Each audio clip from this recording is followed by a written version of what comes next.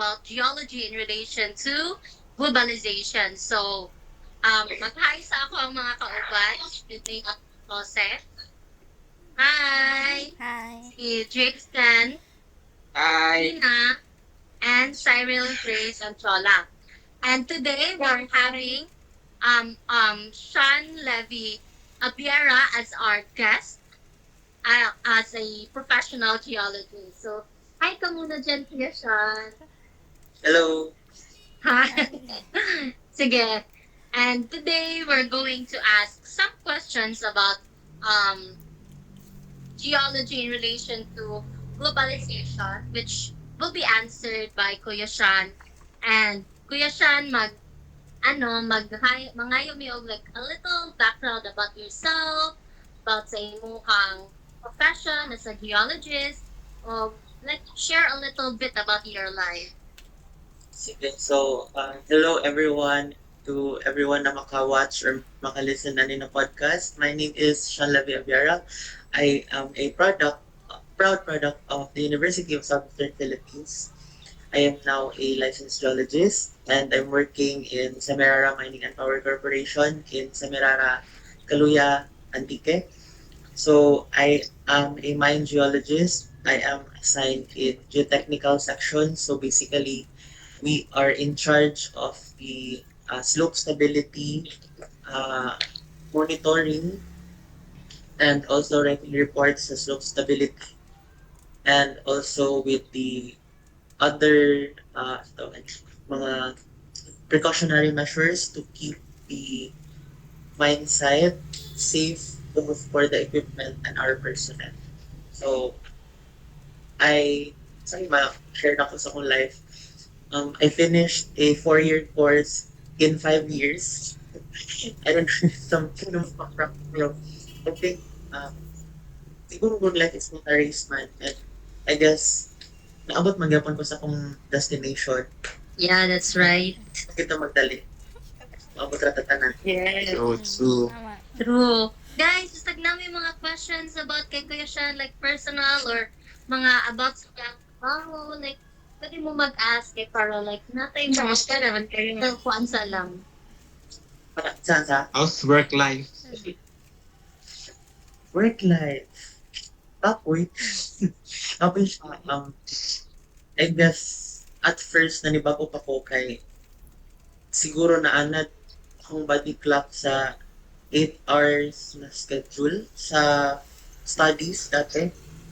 And nanibago ko sa 12 hours na schedule sa work. So like, lisod siya mag-adapt. Pero at the same time, you'll get the hang of it rapod katugayan. And so, bagoy siya pero very fulfilling. Kay although na may sweldo, ginabayaran man, pero ang experience and ang knowledge is something na dili mo kaya na pag ma-experience na nimo or makita na nimo ang structures, ginabasa lang nimo dati sa article, sa libro, makita na nimo in real life, ma-experience nimo in real life. In theory, ani ang landslide. As if na nakasaside nga, oh my God, na ay landslide. Di kakita nimo in person. So, um, and hindi ka pa na experience. So, I guess wala siyang mag-up sa work life karon. Kung tayo siya kay Isla. Pero, patuloy ka rin ang Yeah, that's right. So, sa kung may mga questions, guys, anything? Ay, sige katawa, Jason. Joke. Happy lang ta diri, guys. We have to be happy. okay para like podcast man eh. Like okay lang mamahim maggara-gara and everything else. Maggara-gara and everything else. So Kuya Sean, para sa imo Kuya Sean, isang pinaka like hard part sa imong mga sa imong trabaho karon. Sa imong trabaho.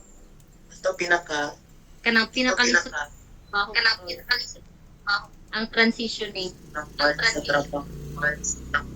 I guess is pagmataos sa'yo. Kasi, ako'y kayo siya. Realistically lang to, pero if related na college, I guess it's um,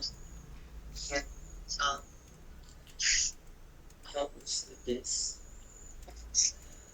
Sa mindset mang good magsabuyog mo professional mag-journalist na engineer ay informal and sometimes mga yan silang report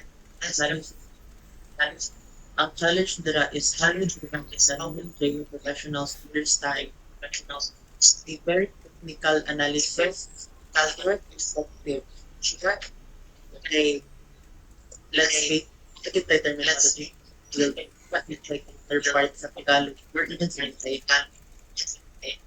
and I guess ang challenge ay how do you make it how do you using for them to understand na sometimes sa ato alisod sa ato alisod and also Ipasabs ni kami. one of the hardest things no one who's my one of the hardest things is in the biggest one like always like the voice in the back of your head always dili ka serious back of your head ka pura ka dili siguro na yung mga doubts too and also lisod mo kung down so I guess mo pa na siya ang one challenge need po nimo i-prove not only to yourself but also sa imong mga katrabaho na way older than you na yes mas bata yes mas wala experience bago lang so I have the capabilities and I'm willing to learn and I will learn as we move forward kay dili lang man one man job ang pagpadagat sa kumpanya so I guess that's it. Tama. So, guys, tingog mo diha. Unsa inyong mga questions? Jadescent, Leanne, Cyril. Pas, Sige katawa mo, guys. Kuya, ready na ka, kuya, sugod sa mga proper questions, mga formal questions about geology in relation to globalization, kuya. Sure. Sige. Kuya, nana ko i-ask, mag-ask lang di sa imo nga, if ever nga, ano ka, dili kay ka kuan sa mo question kay, bisag nagputol-putol me, you can ask again. Sige. The first question, kuya, is, for someone new to geology, like sa industry, how would you describe the significance of geology in today's globalized world? Like, usabo na ko, kuya, ha? For someone new to geology industry, sa work industry, how would you describe the significance of geology in today's globalized world? Mura pa ni gano'y Q&A sa, kanang Miss Universe. Pero kuya, okay lang yun, kuya, bisag kung sa imo ang answer, formal or informal, Bisaya or Tagalog or English. Go lang. Okay.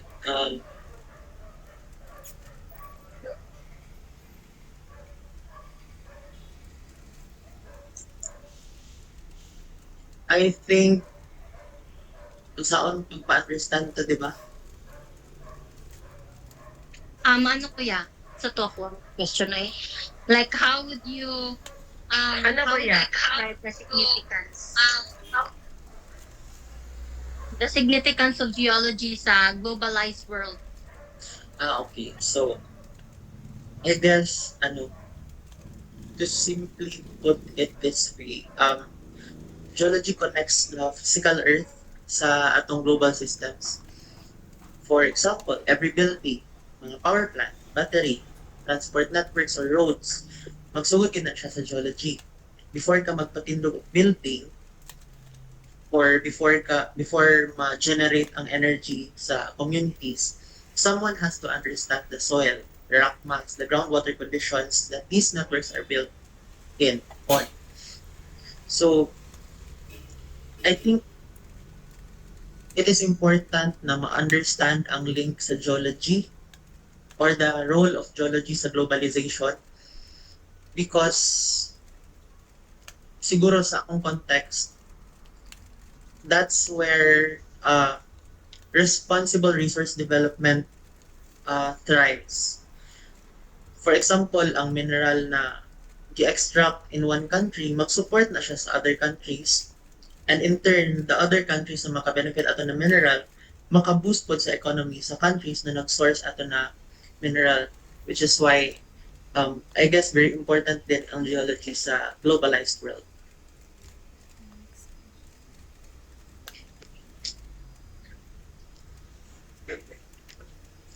Yes. Wait lang. Tama. Okay mo, agree mo to guys, ba? Yes. So, the next question ako kuya ha. Kay para like, hindi kayo ta mag-dugay kayo kay na iba nga maabot ng 2 hours ng history hay diri ah. Sige. Para sa imo kuya, like, how has the scope of geology evolved with global challenges like climate change or urbanization? Again, like how has the scope of geology evolved with global challenges like climate change or globalization? I guess, paingon sa tan nga, it used to focus mainly on finding resources kay usually if maka-encounter ka non-geo professional or someone na walay idea sa geology, ang inyong first instinct nga mait sa imong trabaho is sa minahan magtabang pangitag resources ana. But now mas nagka idea na ang mga tao na dili lang ta limited to the industry na natay NGP, pwede ta sa EMB, pwede po ta sa DPWH. I guess it shows na our field is dynamic as well. It helps kanang dili lang ka kaingon nga tigtabang na lang ta mangitag resources karon. We now help manage risks, plan a safer community for people. We understand climate impacts. We protect communities from hazards also like flooding and landslides. So I guess we have come a long way, or our field has come a long way with climate change and urbanization since with these changes, we also need to adapt as well. Ay kailangan natin makipagsabayan. Sure. Yeah. Yes, tama yan. Correct. Very correct. Chares. Next question. Paspas ako pero next question ta kuya. Sa imong experience kuya, what makes geology relevant to contemporary issues like globalization or even sustainability? Again, sa imong experience, what makes geology relevant to contemporary issues like globalization and sustainability? I guess because ang atong global systems is rely sa earth materials. With globalization, you have trading industries with other countries. So, for example, uh, in our context, we have foreign investors, buyers, China, South Korea, Taiwan, Brunei, to name a few. So, sila ang target export markets company. And ang demand from these countries will affect the production volume as well as the pricing of the commodities na ilang gina-purchase. And with tawag ni with this kay syempre mag-rely gina sila or mag-prioritize sila with the supply reliability and quality, which challenges or encourages the Filipino producers na mag-maintain of consistent and competitive specifications, discipline in operations, Wala ko and mag-chika diri. long-term contracts Wala na ko mag-chika na sila chikahan sa daw. Wala ko mag-chika. kuan maka-benefit sa both parties. which means na, for example, sa industry, dili lang siya driven by unsa ang economically Mag-share ka. extractable sa yuta, but also with the regional uh, Wala mo? energy demand, let's say, trade policies, and the geopolitical stability as well. And for sustainability naman, syempre need ang geology to understand the limits, the risks, and the long-term impacts. So that is why very needed put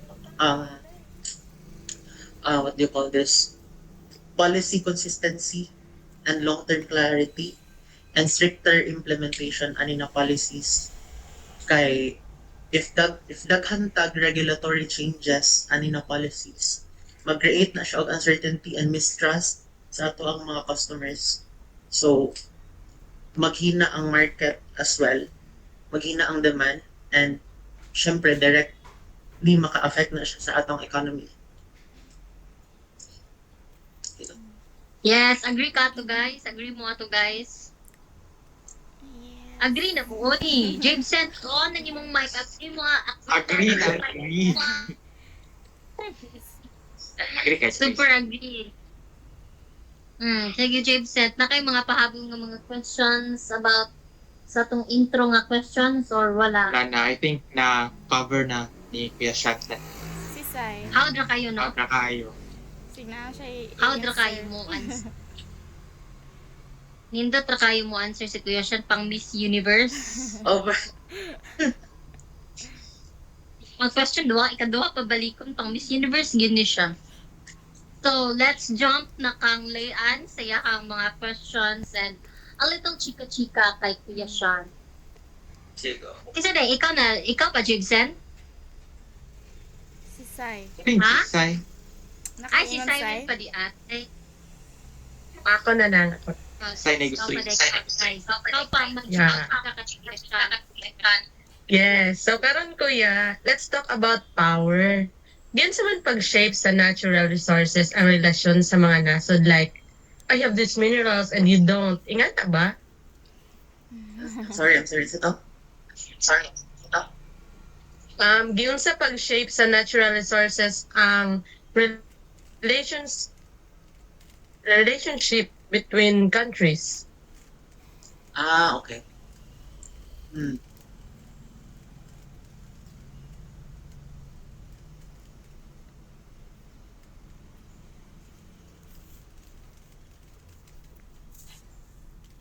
Shapes sa relationships with countries. I guess, same sa akong gi-answer kaniha. Mag-play jud dira og important role ang global trade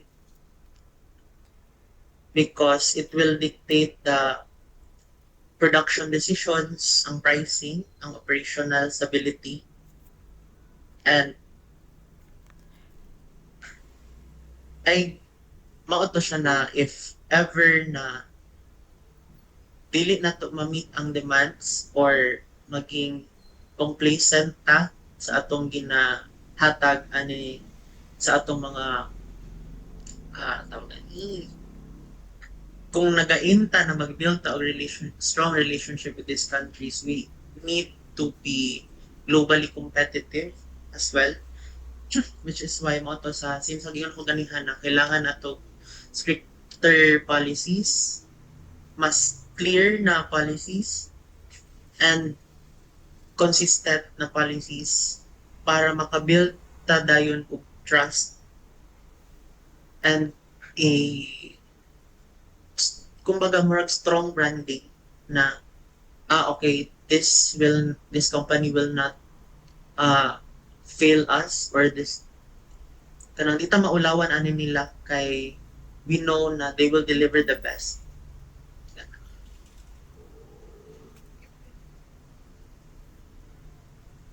Okay, so next kuya is napa kay mga example where ang geological resources nakapausab gyud sa political landscape sa usa ka region kay usahay ang tubig, agriculture, city planning.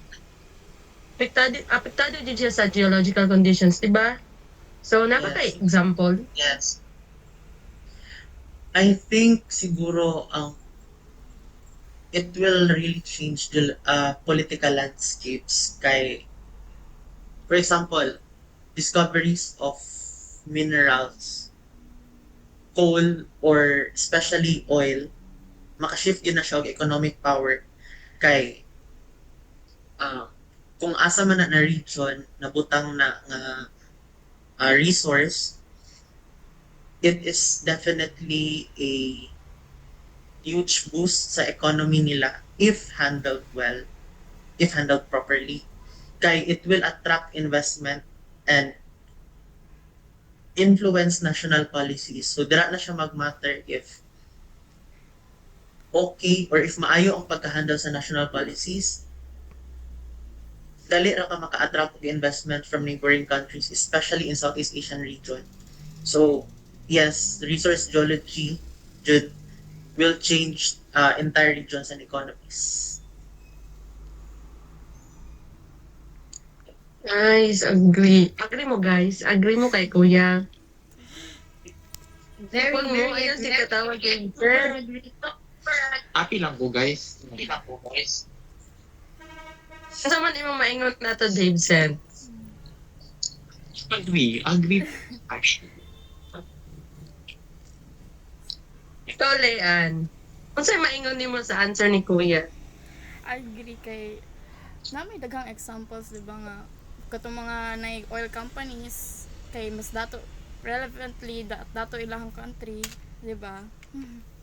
Like mga Middle East countries good. Kamu na po.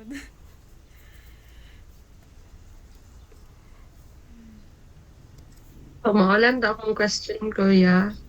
I think si Jason?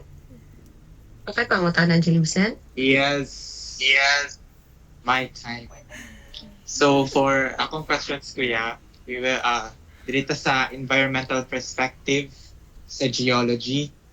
Now, as of today, or like, hangtod sa unang gihapon, medyo, sito gana, controversial jud ang extractive industries kay ang sila ha ang sustainable daw siya.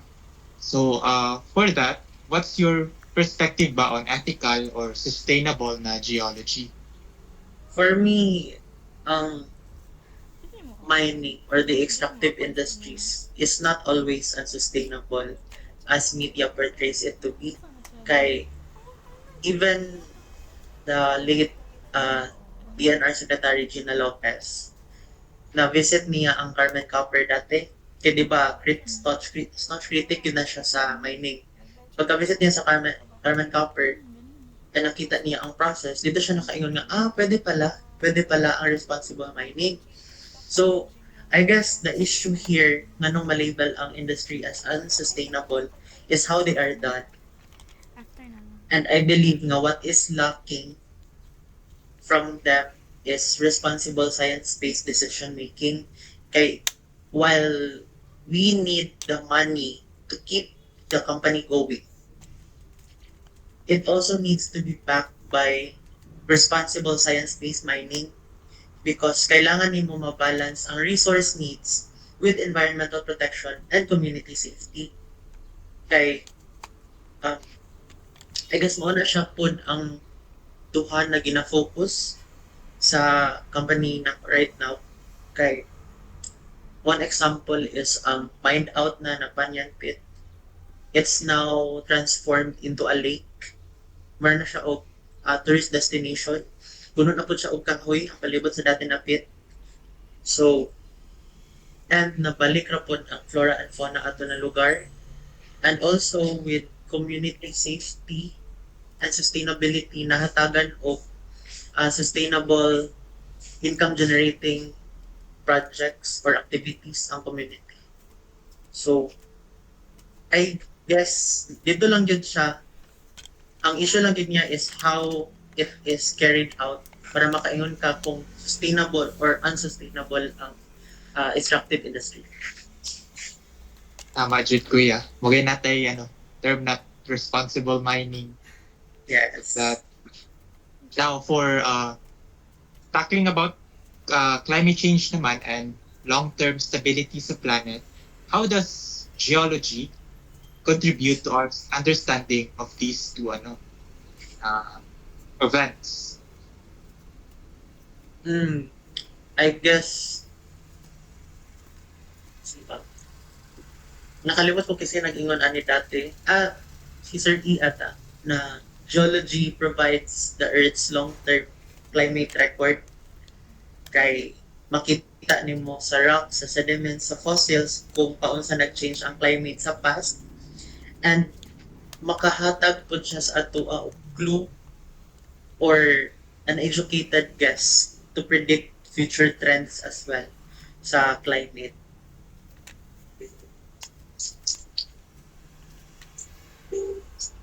Sige, kuya. Thanks. And I think narapilhay na gusto mag-question. Okay, go. So, sa ganito guys, kindly take the stage. So, pa na lang. So, mag-proceed ko with the scientific collaboration and innovation. So, how do the geologists po collaborate globally on research and share the disaster risk reduction? So, generally, ginaon sa pag-collaborate sa kapwa geologists globally po through ano tong question? Wait lang, nalibog ko sa question. Basta ang question is, Sige, how do go ahead. geologists, collaborate globally? I think we collaborate globally because walay national boundaries ang Earth systems. Earthquakes, volcanic eruptions, or climate patterns, or mineral belts, dili na siya limited sa isang region lang. It extends across multiple countries. Isa naka-proof dara is ang Pacific Ring of Fire. And I guess we collaborate globally through international research, programs, satellite monitoring, mga database na gina-share, and field studies, pag-exchange of data sa mga geologists to improve hazard prediction and resource management as well. Then sa disaster risk reduction, I think the global networks allow real-time sharing of seismic and volcanic data. As well mo na katong na ay mga tsunami threats, or katong makusog kayo na linog this past few months, kay mabalita dayon sa mga neighboring countries nato because of that. Kaya sa global networks nga naga real-time share sa ilang seismic and volcanic data, kay makahelp po sila mag-issue warnings faster and learn from each other's experience, kay since neighbors raman ta, so possible na ang nakahitabo sa tuwa is mahitabo po sa ilaha. And I think this collaboration strengthens not just science but also public safety and ang pinaka-favorite na word ng mga Pinoy, resilience. Naman to be resilience. So, Sai, I'll let you take the stage for now. Kaniya, medyo seryoso ni. Sa man kada po ang impact sa geological hazard like sa linog, sa pagbuto sa bulkan, sa atong global economic system? I think geological hazards makadisrupt na siya sa ato ang global economic system.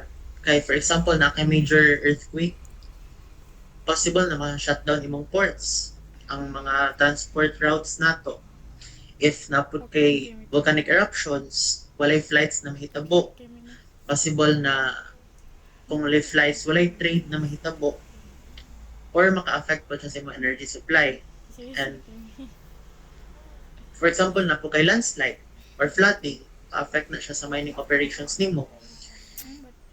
If naa kay disruptions even in one area sa region, sa Southeast Asian region, mag-create na siya og ripple effect sa supply chains worldwide. Maka-affect na siya sa pricing sa atong commodities, sa timeline sa production or sa manufacturing, and even sa food security as well. So I guess the large scale ang impact sa geological hazards na to.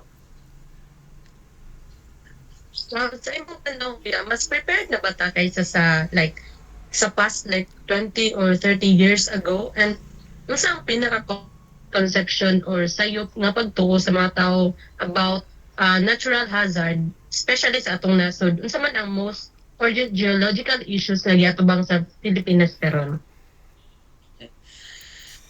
I can say na yes, you are much better prepared in terms of monitoring na natay early warning systems and better na atong scientific understanding. However, I believe na some regions still struggle with enforcement, especially with land use planning and public awareness, which is a wake up call for us na scientific knowledge does not always translate into reduced risk. It is still up to us to uh, help the people understand common misconceptions sa natural hazards kay siguro they are random or unavoidable. Kay many disasters become severe because of human decisions. For example, giingnan na ka dili mag-build dira sa hazard-prone areas. Giingnan na ka sa geologist nga, ay kana dira na ni sinkhole, possible sinkhole dira sir, di ka mag-build dira. I-ignore ang geological advice. Also another misconception I think is that hazards cannot be anticipated. Dili man gyud nato apugngan ang natural hazards kay sa word pa lang daan they're natural. Pero we can understand their behavior and reduce their impact through proper planning and education as well. And for most urgent geological issues sa Philippines, I think daghan given our location sa Pacific Ring of Fire ay landslides, flooding, earthquakes, volcanic activities as well. And also, ang extreme weather events given sa atong location. Pero at the same time, because of our location, rich po na tong country in mineral and energy resources, which creates the challenge of balancing the economic development with environmental protection and community safety. So, more siya double-edged sword sa atong location. And I think managing these risks responsibly is one of the country's biggest geological priorities up to date. Yeah, agree jud ta na, no? Especially kita mga geology student, ikabalo jud ta kung unsa ang challenges of like murag kanang lamang pud nato diri sa ato ang country. So, murag nai-ask si Jason sa imo. Di ba natin sa misconception po itong mga kanang mga magpatukag-post sa Facebook nga like nagpadung nga nanay earthquake mo abot buwan pero May prediction na. Sabi na to si Baldwin, si Instapro, ang rami nila. True. For our last question, Kuya, sa among mga questions.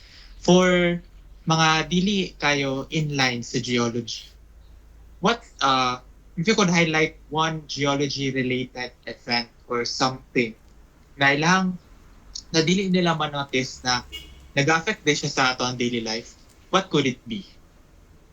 Sa to? Like if na something geology-related na event na dili ma-notice sa mga dili inline sa geology, ilang mga profession or unsa man tong ma-overlook nila na importante di ay ni silang life.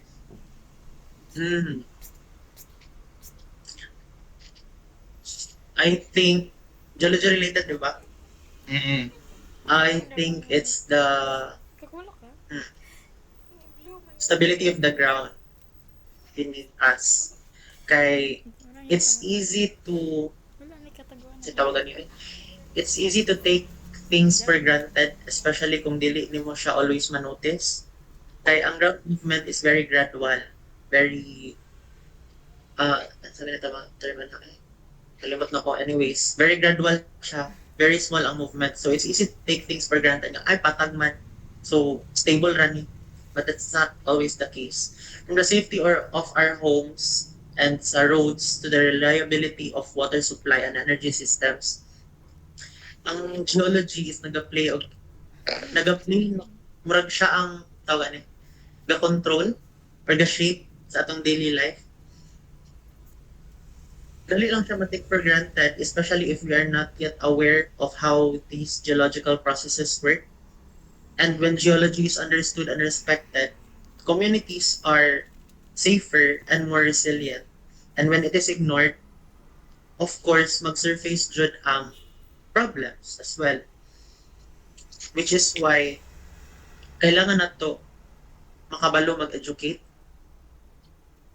Right. Scientific data alone is not enough if communities do not understand what it means.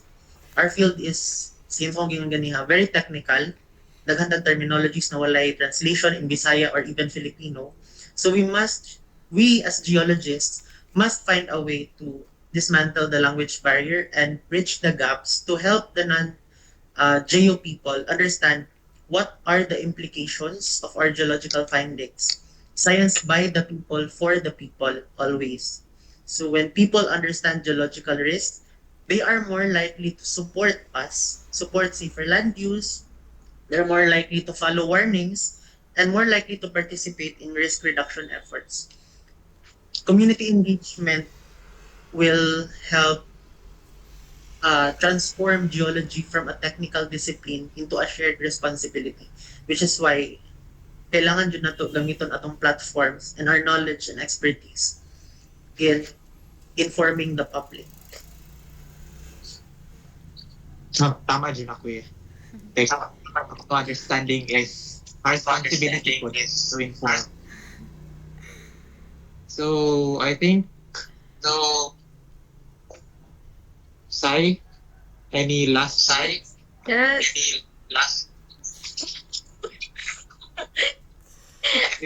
Grabe. Daghan jud kitang nakatunan karon. Thank you so much, Kuya, for sharing your expertise sa amoa and to our future listeners if we upload na ni. And remember, guys, everything starts with the ground we walk on. One and two, and thank you, kay Kuya. Thank For you. sure. You're about Thank you, Kuya. One, to think that. thank you for this very informational podcast. Wow. Mga Thank you, guys. pictures, guys. Purple. Go. Palihog ko, Jameson. Di ko maka-screenshot. Picture. Screenshot ako. Wait lang. 42. 3.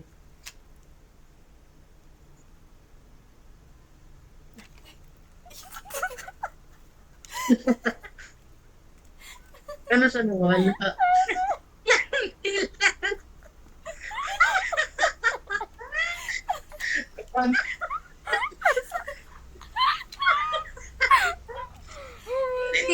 Nag-screenshot ning left. So, okay. So that's the end of our podcast today, Kuya. Thank you kayo sa imong pag-share sa imong mga ideas about geology in relation to globalization and also even your personal mga learnings and your sentiments sa mga things about geology. We really appreciate your time and effort nga gihatag sa amoa. Since bisag busy kaayo ka, like sige ra mig pamugos, balag mag-adjust ka sa amo ang time. Thank you so much kay gitagaan jak imo mig oras. And guys, bisag namoy ma-message kay Kuya. Thank you, kaayo. The one you're Kay like, send message niya. Welcome back. Grabe ning left kag kalit. Yes na. Please screenshot. Wait. What's up? Message niyo mo kay Kuya, message. Okay. Ay, on. Very thankful. Thank you kayo, Kuya, Ano to ba yun? joining and helping us sa mukha. Ate Jameson ang mag-message. Ikaw ang last message. And kay Kuya. And I hope happy ta.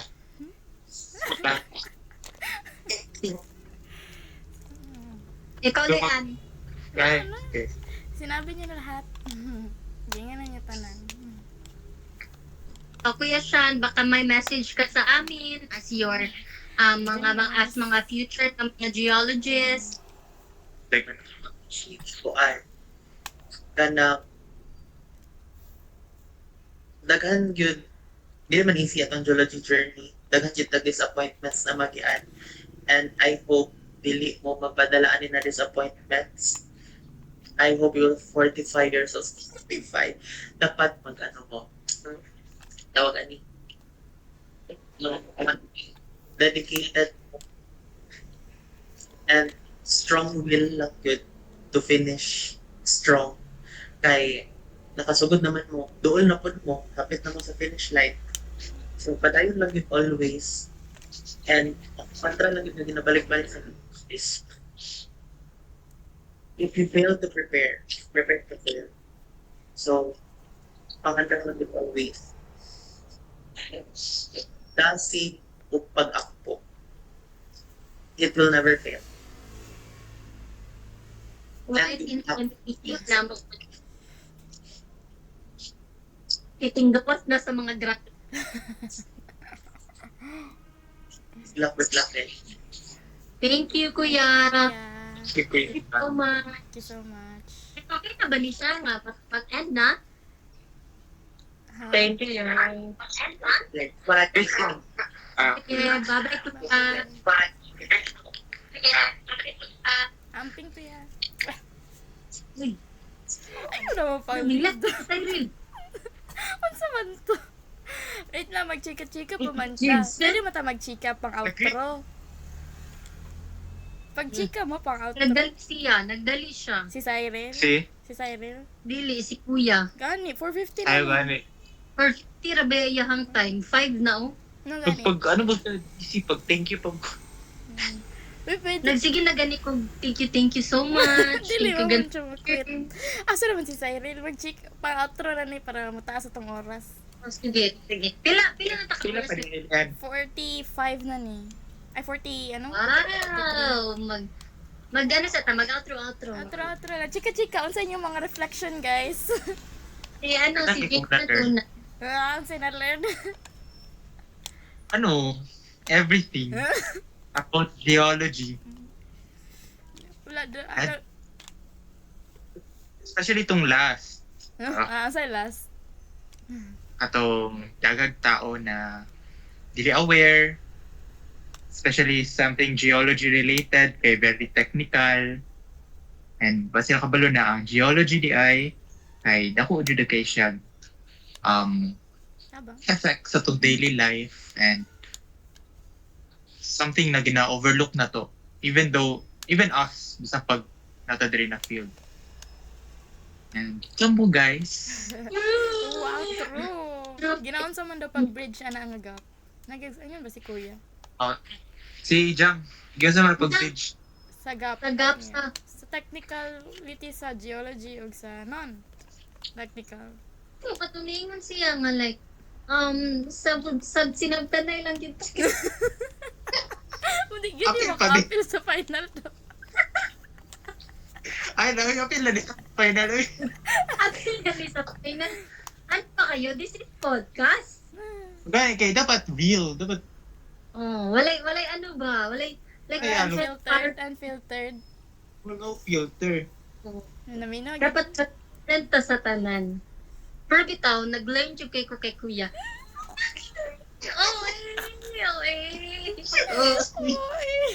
Dili, seryoso kayo. Nagkabalo ka. I've heard sa other groups daw, Ha? kay, very ano sila, chikadora. Oo. Like, very, like, tag-as lang conversation, kay, they Chika. tend to ask so many questions about personal matters, personal life. Mm. Like, alam, unsa kalisod ang ano diri, unsa imong gitrabaho dito, ganyan. Kulang ta sa Ang oras ato eh. mong goal kay like straight to the point tayo. Nag-straight ta sa like questions about geology in relation to globalization, which is goods naman kay na-answer po ni Kuya Sean. Like even if kung ako good mo answer ato, maglisod ko. True, Jud. This is Dili ko good. din Like, kung saan makaka-come up pag-relate with nimo answer. sa globalization sa geology, like, mayo raman, usahay.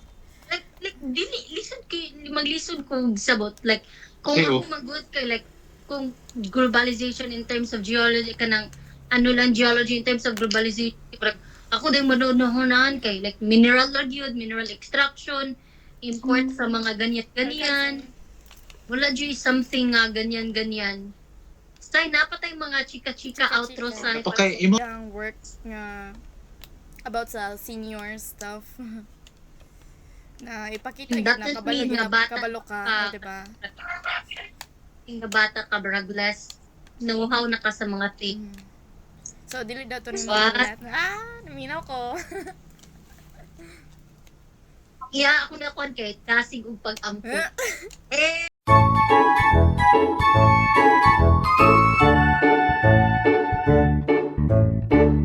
Introducing Maui Balastig. sa mga nanonood dyan, i-add na ninyo. Na siya 1.6k followers ug 19 following. please like and subscribe sa among ang channel guys. Podcast. Patuloy kay. Ang mupilit. Ay, dat na